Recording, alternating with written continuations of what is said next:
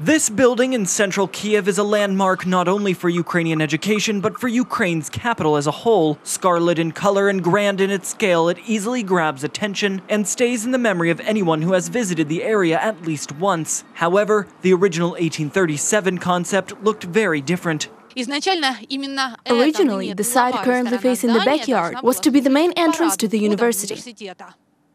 When construction began, the then rector Rudolf Trautfetter planted Kiev's first botanical garden there, and, accordingly, Vincent Beretti planned to have the main entrance facing the garden. However, at the same time, city authorities decided to build Volodymyrska Street, which was to become the main street of the city. This is before Khreshchatyk existed, and it seemed like a bad idea to have the university building face the main street with its rearward facade. And so, the Italian architect had to redesign the building. He turned the back of the building into the grand main entrance that we see today. In part, the effect was achieved by adding these 8 rather imposing columns.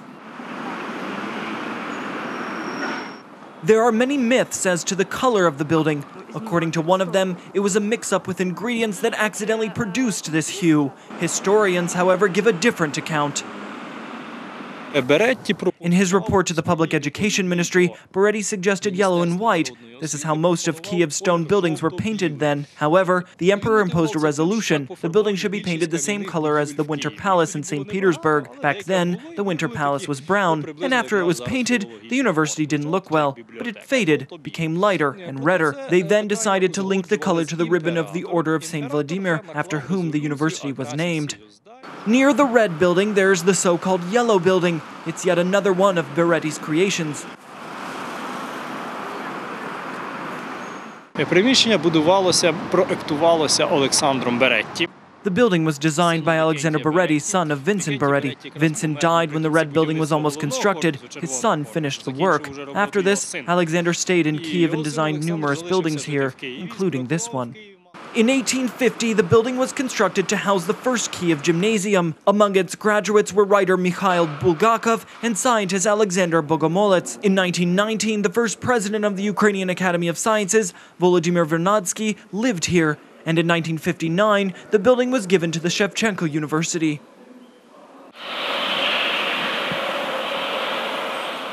The university's library is almost 100 years younger than its neighboring buildings. However, it successfully complements the architectural ensemble. It's the largest academic library in Ukraine, featuring 3.5 million books. It's quite a lot, even on a global scale. We have rare ancient publications. The oldest of them is incunable. In Latin, it means created in a cradle in the first decades of publishing in the year 1497. So our oldest book is more than 500 years old.